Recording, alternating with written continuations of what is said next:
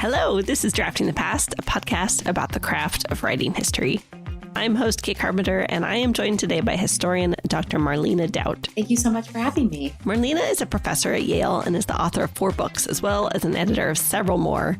The most recent 2 of those books are Awakening the Ashes, an intellectual history of the Haitian Revolution, which was a winner of the 2024 Frederick Douglass Book Prize, and The First and Last King of Haiti, The Rise and Fall of Henri Christophe. She is also the author of many articles and essays in places like The New Yorker, Harper's, Essence, The Nation, and more. Our conversation covers some of my burning questions about Marlene's work, like how she works on more than one book at a time, why you might find her typing into her phone at the grocery store, and how she is inspired by the work of investigative journalists. Enjoy my conversation with Dr. Marlene Daut. You know, I wanted to write novels when I was a child, and I actually used to write short stories all the time. And it was funny because over winter break, I was home in California and I was talking to my mom about something I had written. And I said, I wrote my first short story at 11. And she said, no, it was far before that. It was like in first grade. Like, oh, okay. So my mother had a different memory of what she would consider a short story. But I majored in creative writing as an undergraduate at Loyola Marymount University. And I wrote a lot of creative nonfiction. That was what I was really kind of drawn to. And so when I went to graduate school after that at the University of Notre Dame, I was constantly kind of wrestling with the kind of more formal academic style of writing and what I wanted to do. And I remember some of my professors saying, "You're telling a story. You need to argue things." I was thinking, okay, so I learned how to do that. And I did that in several books. And I think it was fruitful just in terms of, I also used those skills to learn how to write op-eds afterwards or long form kind of argumentative essays about current events in places like the New Yorker. So I think those are really valuable skills. But I'm very excited now to have been able to kind of return to my storytelling roots with my latest book, The First and Last King of Haiti, because I wanted to tell the life story of someone. And it's not that there is no argument, but it's not the same at all as a typical academic book. Fantastic. Well, I have many questions for you, but first I'm gonna start with my very practical question. So, when and where do you like to do your writing? I like to write at home. So, of course, at every university I've been at, I've had either a little space in the library when I was a graduate student or an actual formal office at the various universities where I've been employed. But I really like to write at home. And I remember sometimes faculty would say, "I don't see you in your office." And it's because I'm writing and I go to my office to meet with people and to be social. But for me, writing is really a solitary activity. And I write upstairs in my house, in my office with bright colors. I describe my office colors as coastal grandmother. So there's like turquoise and light pinks and things like that in here. Do you have a routine then for your writing? I do not have a routine per se. I know some people say, I'm doing AM writing. I'm writing for 30 minutes. I write almost every single day. I write when I have time to write.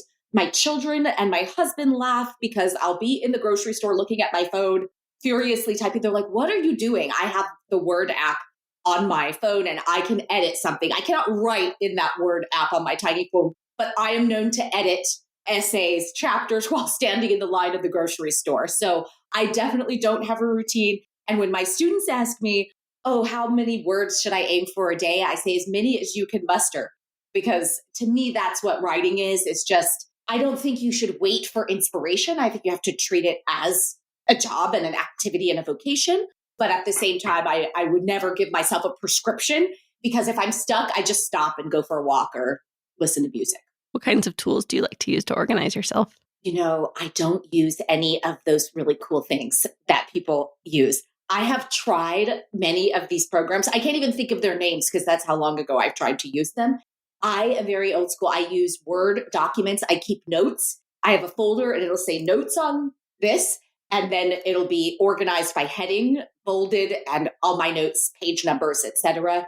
I did, for The First and Last King of Haiti, use timeline software and genealogy family tree software because I was trying to keep track of an immense amount of people. And I just, didn't want to get them confused. And I was also trying to keep track of very momentous events in world history and how Christophe fit into them. So I did avail myself of some better technology as I wrote, but none of the really interesting things that I've seen people doing with the organizational software, library software. Where in your research process do you like to start writing? Let's see. I'm trying to think where I usually start in the middle. I think the first book that I started with chapter 1 was The First and Last King of Haiti. I've not written any of my other books that way, but I always write the introduction last and the prologue, if there is one, very, very last. I think with my previous book, Awakening the Ashes, I wrote the epilogue afterward. And because I remember saying to friends, I don't have a conclusion. I just kind of end because I don't know if there needs to be a conclusion. I feel like in the 9th chapter, the book has 9 chapters, I concluded. And, they sort of accepted that. And, the readers, because it was an academic press, the peer reviewers, nobody said you need to have a conclusion. But then as I was, sort of turning in the very final version after peer review, the revised version, it came to me what the epilogue was going to be. So in that sense, it's the only one where everything sort of, the epilogue came at the very end. But most of my books, I am kind of jumping in. I sometimes say at the easiest chapter for me to write, because I have, just as probably many writers do, a fear of the blank page. I hate blank pages. I love revising. I'm on cloud 9 once I have a whole book drafted, even if it is the worst prose, it's got C footnote here and there's no footnote, but once I have that, I'm good to go. I'm feeling it. Well, then what does revising look like for you? How do you tackle it? If you could see the folders where I keep my drafts, I probably have more than 1,000 drafts. I will save probably 5 or 6 drafts on the same day. I have the date and then I have little stars. So it's been a heavy revising day when I've got like 7 stars. After 2, I was maybe didn't have enough time, or things were starting to look pretty good that day. And then as I get towards the end, sometimes I'll just have one version for that day. But I'm really revising every single day. And I keep folders for each chapter that say stuff cut from chapter 5, because sometimes after letting it sit for a while, if you've written a chapter 6 months before, because my books have taken a long time to write. It might not seem like it, but they've taken a long time to write because I'm usually working on more than one thing simultaneously.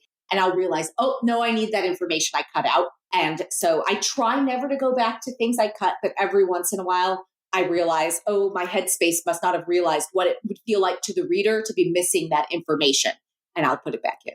Well, you have just led to my next question, which is a burning question, I imagine, for anyone following you these days, which is that we're focusing today on your new book, The First and Last King of Haiti, but you also wrote a remarkable book called Awakening the Ashes that came out just about 1.5 years ago, I want to say. And I want to, for listeners who don't know, we are not just talking about books that you slapped together. Like, these are both remarkable books. Awakening the Ashes has won multiple huge awards. So congratulations on that. How did that happen? And how did you do that? It was a very interesting process to research 2 books simultaneously, but I had experience with it before, because when I wrote my first book, Tropics of Haiti, there was a temptation to, and that book is long, throw everything in there, everything in the kitchen sink, as they say, right? And there were things that I realized, there were stories I realized I wanted to tell that I could tell in a different format. So my second book is actually called Baron de Vate and the Origins of Black Atlantic Humanism. But Baron de Vate is in Tropics of Haiti as well, has one chapter in Tropics of Haiti. And that was kind of similar to what happened with Awakening the Ashes and the biography of The First and Last King of Haiti, in that I was actually working on the biography first, technically. Well, it depends on how you think about it. Because for my dissertation, I wanted to write an intellectual history of Haiti. But at the time, the early 2000s, my advisors really cautioned me against that, because if you read Awakening the Ashes, it's really sinking into the story of the Haitian Revolution from a Haitian perspective. Haitian intellectuals, Haitian writers, this is their moment to shine. And when I was in grad school, my advisors, and I think smartly, said, people don't know these names yet, and you can help them to know their names by putting them in conversation with people they do know. And so that's what I did with Tropics of Haiti, and to a large extent with the Baron de Vate book. So when I came back to Awakening the Ashes, it was in part to take up that project once more, but I was also already kind of working on the Christophe biography. And so I realized, I can do so much more with talking about the Kingdom of Haiti in Awakening the Ashes if I don't have to set up this entire apparatus of the biography of the king, which is just this enormous project. And that also freed me up in the biography to really sink into the story without saying, oh, there's this larger tradition and an intellectual tradition that they're all a part of, that we could really just focus on seeing events across a wide swath of history, but really through one person's eyes, so to speak. That's so interesting. So in some ways, they're almost companion books that kind of function together. What was it like then? I mean, to simultaneously sort of be working on this intellectual history where there are all these figures that you are dealing with, and then on the other hand, be working on this draft of a project where it's just one person and you have that singular focus. Was it hard to switch between those? I would say that the hardest switch was, sort of when I had drafted Awakening the Ashes completely. But the Christoph book was only half done. And so I had the voice of Awakening the Ashes kind of in my head. But then, one of my colleagues said, and I was glad that she noticed this, that, oh, you found another register in The First and Last King of Haiti. It's a different voice. And so I had to remind myself that, and a lot of what I cut out is sort of the relics of this, but I had to remind myself that, oh no, I'm telling this story and I've adopted this method of kind of investigation to tell this story. Whereas in Awakening the Ashes, there's a huge kind of narrative component. And so you would think it would be the opposite, that Awakening the Ashes would read more like the investigation and the biography more like the narration. And they're both narrative histories, but the tone of Awakening the Ashes is we are going to see things through a host of characters' eyes. And the story is going to be different from the way it's usually told because we're seeing it through the people who participated. We're seeing it through their eyes. Whereas the Christoph story, there are multiple perspectives in there as well, but it's also, is this perspective the one that we need? Is this perspective biased, which all perspectives are, but how have those biases affected how we understand Christoph's life? For example, when he tells a story about his life versus one of his enemies or even one of his allies, and it's different, what do we do with that information? Because there's a way in which I could just say Christoph's story is the most important one. Because in Awakening the Ashes, I'm saying the Haitian perspective is the one we're following. But in Christoph's case, we're seeing the world as he experienced it, but remembering that he has his memories of what happened, but the people around him had their own memories and they had things they wanted people to believe about him, some flattering and some not so flattering. You mentioned earlier that in many ways, really with both of these books, but especially with The First and Last King of Haiti, you're returning to sort of your storytelling impulses a little bit. Were there things you had to unlearn or maybe relearn in order to do that? Yeah, I have actually said that before. I think the one important thing to point out is I was trained as a literary critic technically, but I never really wrote literary criticism. And I think that literary criticism is extremely hard to write things that are new, oftentimes about books like Shakespeare or plays or things that people have really combed over and they've analyzed a lot and they've found a lot of historical material about. And so I was always kind of doing literary history because of that. And in literary history, there's a fair amount of it that is actually storytelling. It's just usually you're telling the story of what happened in a book or what happened to create the circumstances for a book to come into being. So I would say that I didn't have to sort of unlearn a kind of high theoretical register, which a lot of literary critics have because they're talking about incredibly complex ideas, a lot of which go completely over my head, like phenomenology and epistemology and all these things. So I didn't have the temptation to sort of sink into any of those registers, mostly because I had to do it when I was in grad school for certain classes, but in my published work, I really hadn't gone down that path. But I would say what I unlearned was long sentences. I would say the long sentences with multiple clauses is something that I really wanted to make sure that if there are long sentences, it's because they need to be long. To see some of those sentences in action, I asked Marlene to read an excerpt of her new book. Here's Dr. Marlene Daut reading from Chapter 3 of The First and Last King of Haiti, The Rise and Fall of Henri Christophe.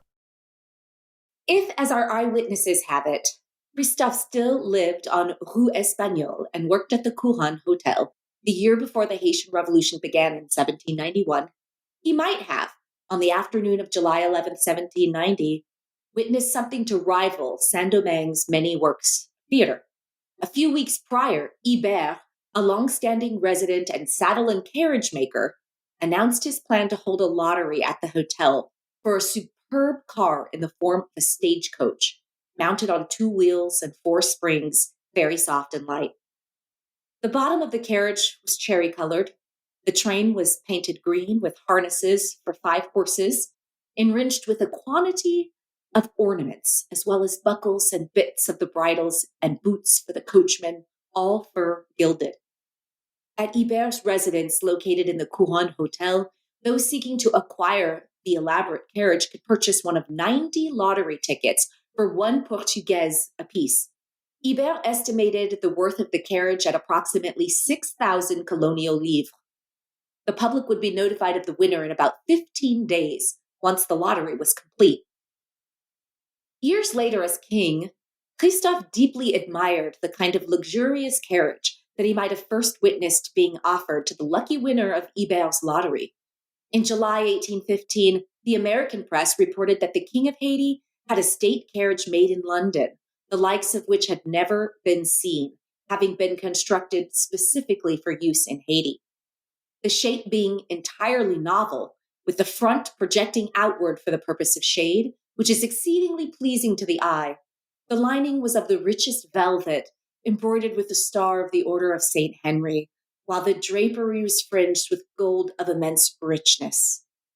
The seat and forepart, resembling the lion's standard, are solidly gilt, description continued.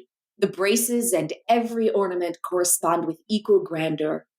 All told, Christophe had 22 other such elaborate carriages made for the royal family and other members of his nobility.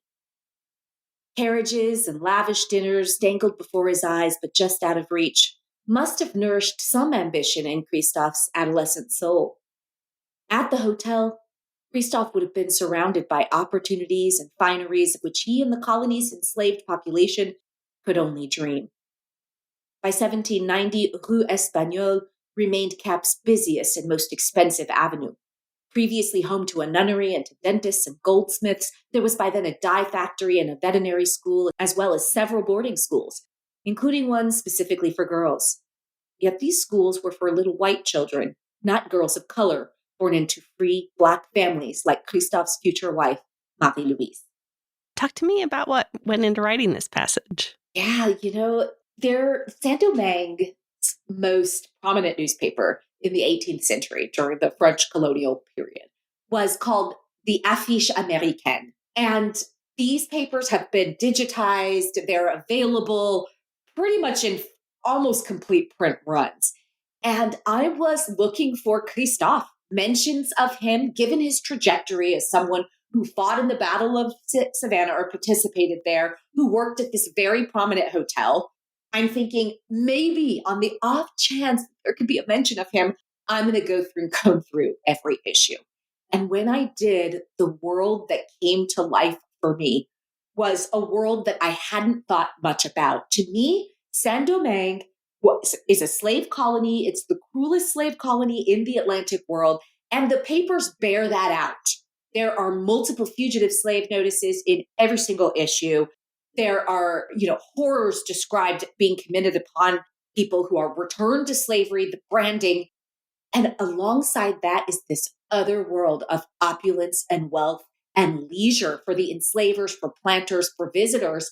And so someone who would be working at this hotel, which I found so many descriptions of, would see all of that. But if they're enslaved or they don't have free status at that moment, what is their life like in relationship to this opulence and wealth, which is quite different to be in Cap Français, which is basically the capital, the wealth capital of the colony and of the Caribbean in many ways, to witness all of this. And I say, does it create yearnings?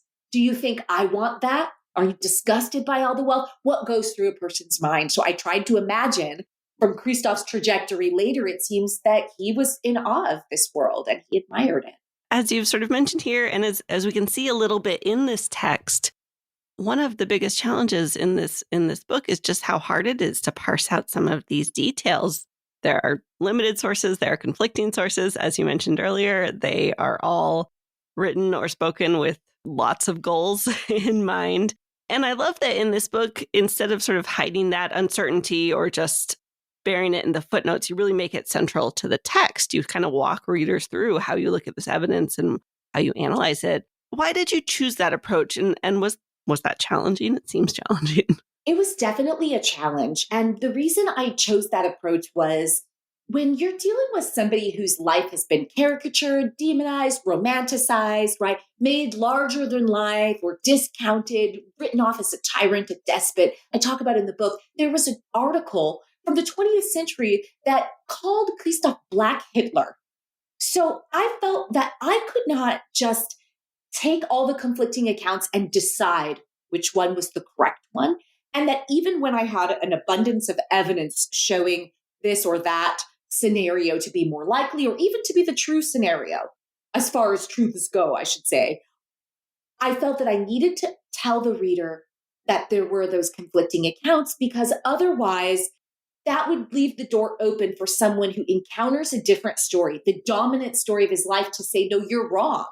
Here's another story. So in telling the reader why this story is maybe not necessarily the most judicious or the one that we should rely on, what I was able to do was, I hope, convince the reader to come along with me and to trust that I didn't have the kinds of ideological sort of goals as many of the people who've written about him in the past, which is not to say I don't have a subjectivity or a point of view, but in approaching it as an investigation, I obviously have preconceived notions, but I'm willing to change. I'm willing to change the verdict. I'm really willing to change the conclusion based on what I find. And I'm also willing to admit when I haven't gotten it right in the past and when others haven't gotten it right in the past. And so that was really what informed it. I was really highly influenced by investigative journalism, by the questioning. I love the way that investigative journalists pull their readers along, even when they already know the outcome at the beginning. But they set it up for you so that you can accept the outcome. And I think this is especially true when there's a foregone conclusion, when people think they know all about someone. And this is the case with Christoph. A lot of people think they know exactly who this person was. And so I wanted to start out in the beginning and say, but what if we don't know this person? What if we don't know this person because there's been so much writing? Which is actually the opposite problem that I think a lot of people have when writing the history of an enslaved person. They don't have a lot of sources. I had time periods in which there were less sources, but I actually had voluminous writings to consult for his life in the post-independence period leading into the monarchy. I was curious as I was reading, it seems almost like you're having to communicate in two registers. One is to readers who maybe don't really know anything about Christoph and are new to this story, but another is to people who either already know quite a lot or perhaps consider themselves experts, have already written, and you're sort of saying, like, this is why my interpretation is, I believe it to be as close to true as I can figure. Was it hard to balance those parts of your argument? Yeah, I'm glad you noticed that, because I think that's really true, is that on the one hand, I'm talking to people who might not be able to pick out Haiti on a map. They've never heard of this history. And so I have to invite them in to not just the story by giving them enough background and context, but why they would want to learn this history, why they want to learn about this life, why they want to go on this long journey. I say I have to convince them to come on this long journey because it's not a short book. But at the same time, I have experts who, again, also might think they really know the story. They may have written about the Haitian Revolution. And so I felt that in talking about it as we're following the life of Christoph through, that this could help even those who feel like they know the story already to say, but do you know the story as it involves Christoph? Because a lot of the sort of new reveals involve what he was specifically doing at various moments during this momentous kind of world-changing revolution. And it's been great to see experts say, I didn't know this because I was not following his story. They're either following the vast movement of the revolution or a figure like Toussaint Louverture, who is widely written about. And I always say, I would never say we don't need more Toussaint biographies, that we don't need more writing about Toussaint Louverture. We need more writing about all of the people who experienced the revolution, including women like Christophe's wife, Marie Louise, but also those women who were not attached to or whose stories and names we don't know because they weren't married to someone who became famous and became a world leader. That we just need more of it all. And so that's also what I wanted to demonstrate here. It's not about less of that and more of this. It's about telling a more capacious story. And that might start by following various lives. If we've talked a lot about the revolution as a story and a phenomenon in recent years, let us start to follow the lives of the various people who were part of it.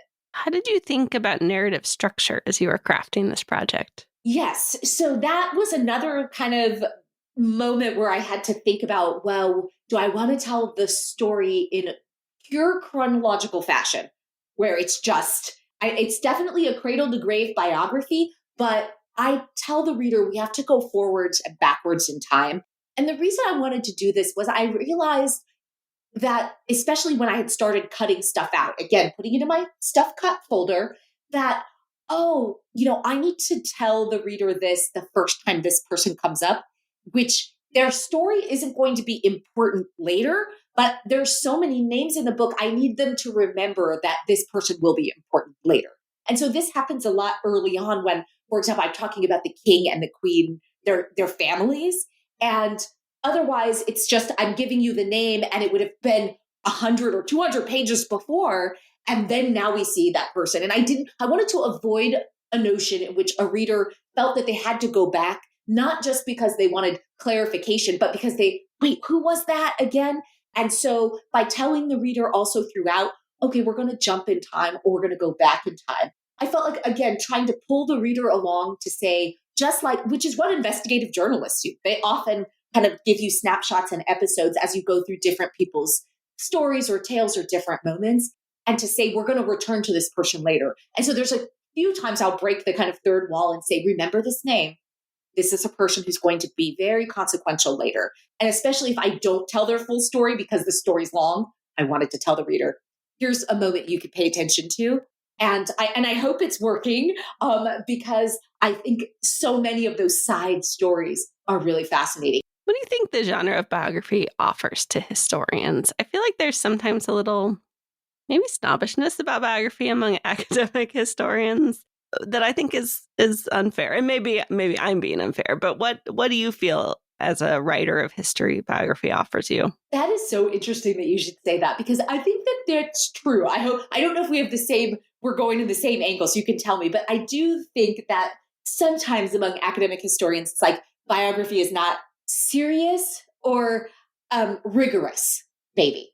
And I think sometimes that perspective comes because sometimes in biography, there's a tendency to take a point of view and to follow that. And so sometimes the historians come along, and again, just what I was mentioning, they know that there's this other side to be it Martin Luther King Jr., Frederick Douglass, or Dorothy Day. And so they'll notice that the biographer has taken a certain path and has gone down and is staying on that path, because a lot of biographers are not producing a work of historiography at the same time. And so that's what I would say was the challenge of this book, is that I wanted it to do both things. I wanted it to tell the story of Christophe's life, but it could also act as a work of historiography, because I didn't think we could tell it in a straightforward way.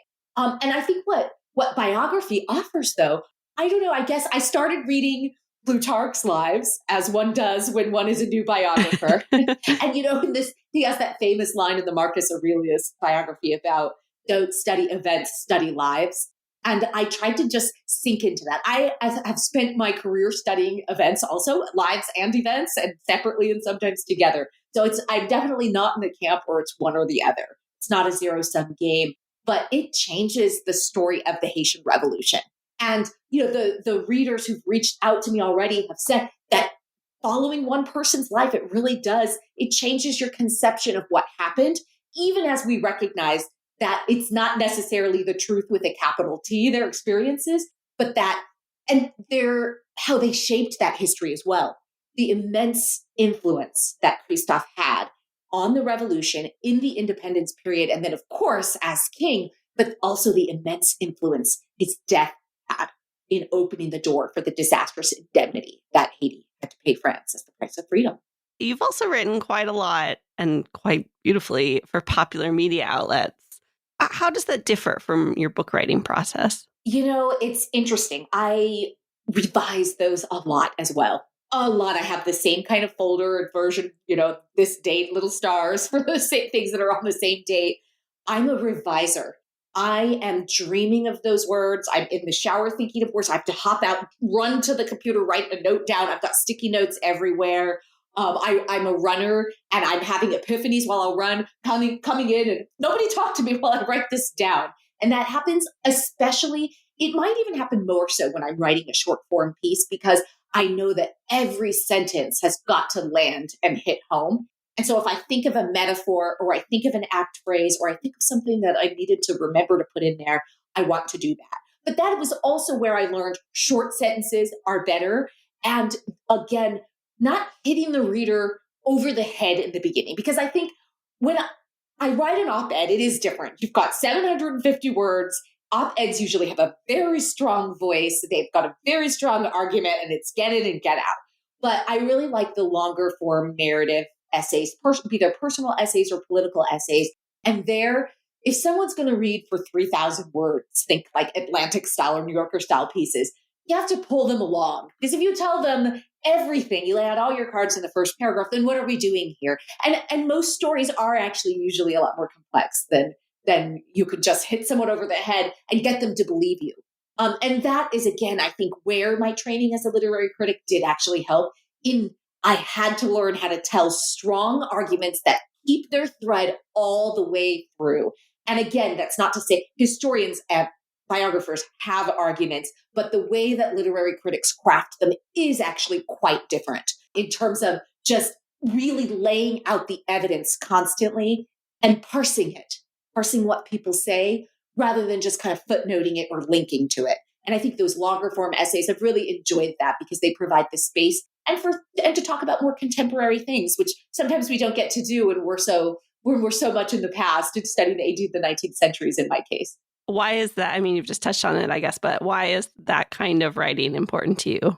You reach a different audience and a larger audience. And I think, being in academia, I grew up in an era of academia where a lot of public writing was frowned upon. If somebody was in the New York Times, it was like they should be ashamed of themselves that they lowered their standards enough so that like a fourth grader or something, whatever, could read. Like people would say that, to write in the Times, you've got to write for a fourth grade audience, which is absolutely not true. Like anybody who actually reads the pages of these newspapers and magazines can see that some of them do have complex and long sentences. I remember reading Ta-Nehisi Coates and I thought, no way, Clint Smith, no way, they have not dumbed anything down for their readers. And that was inspiring to know that it is not that you are dumbing it down. It's that you're talking to people who are not experts. So if doctors speak together, they use one language. But when my doctor's explaining things to me, he or she explains it in a language that I can understand, which isn't dumbing it down. I need to know what's going on, but is talking to me in a common language that we share that can be complex, but that is necessary to transmit information.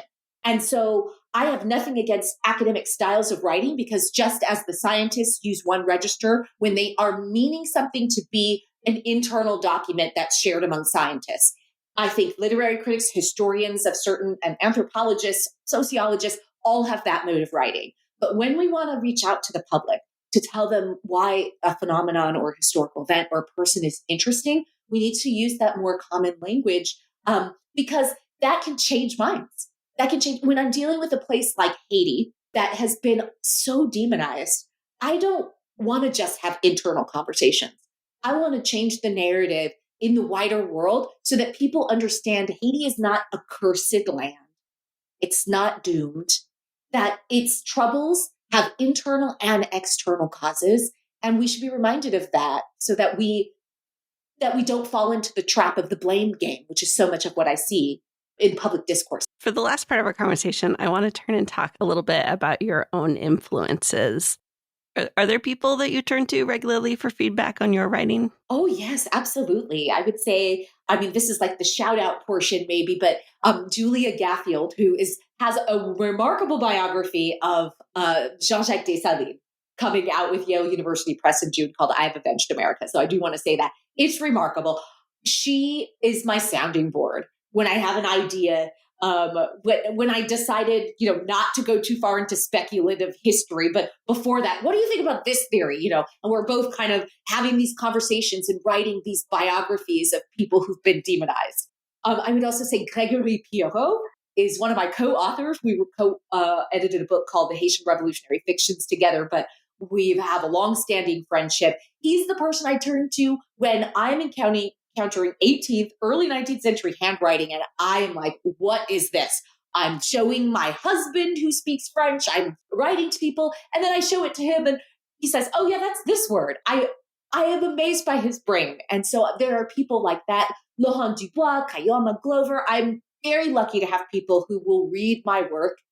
They'll read it generously. They will critique me. They'll say, I don't think you quite have it right.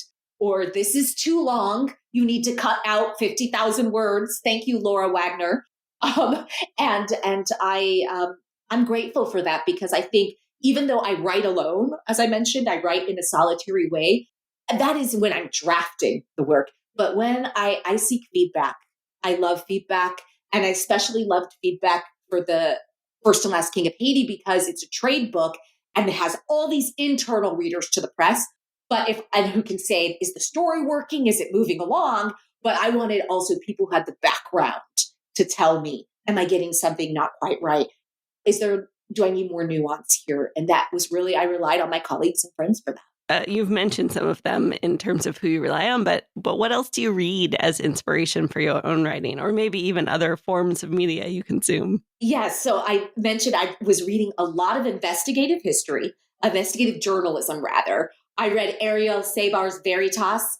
I'm going to get the subtitle wrong, but about the Harvard professor, the con man, and the gospel of Jesus' wife, I think.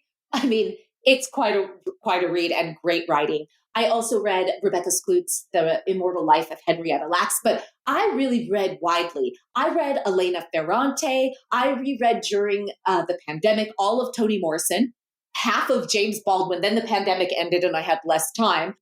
But I wanted to reread works, or even in the case of James Baldwin, read some of them for the first time because it wasn't, really introduced to him other than on my own in my undergraduate education, sadly.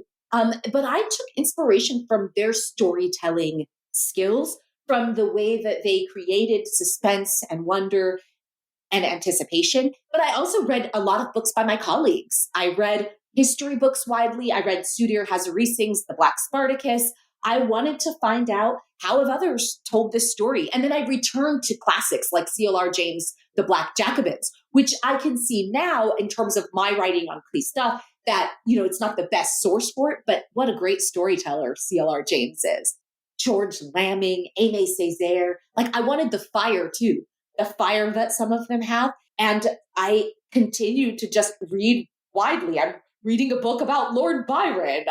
I'm just trying to soak up and absorb what, the immense amount of books that are published every year and the amount of information that they have to transmit to us, because I'm a student above all, and I'm constantly wanting to learn about things that have nothing to do with the topics that I write about, like Marcus Aurelius, but also what a fascinating history, let me tell you. What's the most influential writing advice you've ever gotten? Deborah Jensen, when I was writing my first book, she told me, you have to find something that the historians missed because they didn't think it was important. And I think it's just not necessarily specific to historians, but I was writing a literary history at the time, but other writers missed. And that was so influential in the Christophe biography because I approached it as an investigation. I was in a metaphorical interrogation with all the writers who came before, many of whom I call Christophe chroniclers. And I was in an interrogation with the things that were supposedly facts about his life. So by not taking anything for granted, his place of birth, his year of birth, who his parents were, when and how he got married and under what circumstances, when he first began to participate in the freedom struggle that became the Haitian Revolution, that I was able to uncover different information. I went to different sources. I used many sources in this book that don't appear in any other printed account, as far as I'm aware. There are names in this book that don't appear in any other printed account of the Haitian Revolution, past or present, as far as I can tell. And that was because I approached this as do you want to find out what happened to a certain extent from a certain perspective? Or do you want to just tell a story that people can, feel like they know his life, right? Because if you think about the way that investigative journalism operates, it's not just I'm telling this story. It's like, do I actually want to know and understand what happened is really more so the goal. And so it began with trying to find something that others may have come across. I never use the word discovery. I have these boxes have been worked over by historians from the early independence period till now, the ones held in French archives, for example. And people may have come across it, but it wasn't the name they were used to associating with the Haitian Revolution or Christophe. So maybe they missed it. That's sort of what I think about that. It's not a discovery. It's simply bringing to light something others may have missed and showing its importance. I love that. Well, before I let you go, this is a deeply unfair question whenever someone has just published a new book, let alone when they have published 2 new books in 2 years. But is there anything new you're working on that you're up for talking about? Oh my goodness. So I'm like always, I get trepidation. I feel trepidation, but I have a couple of creative things. One is an exhibit of artwork related to the Kingdom of Haiti from the 19th century to the present. And then the other one is I just decided that instead of lamenting that there's no big productions of the Haitian Revolution or Christophe's life in particular on stage today on the screen, that I'm going to try my hand at writing a screenplay. So that's what I've been doing. I've been taking screenwriting classes, again, forever a student. And I've been working with my instructor on the best way to tell this story from a historical fiction standpoint. It's not a documentary, to bring the story of the Haitian Revolution and Christophe's kingdom to a wider audience. Oh my gosh, I love this. That's the best answer anyone's ever given me. Good. I'm like, I don't have another book right now I'm working on, but I am working. That's fantastic. I can't wait to follow how that goes. And I hope at the very least that it is wonderfully enjoyable to work on and to explore. It really is. Dr. Marlene Daut, thank you so much for joining me on Drafting the Past and talking about writing with me. Thank you so much for having me. This was a true pleasure. Thanks again to Marlene, and thanks to all of you for listening. Be sure to sign up for the podcast newsletter at draftingthepast.com to stay caught up on new episodes. And while you're there, check out show notes, links to everything we talked about in this episode, and ways to support the show. Until next time, friends, don't let friends write boring history.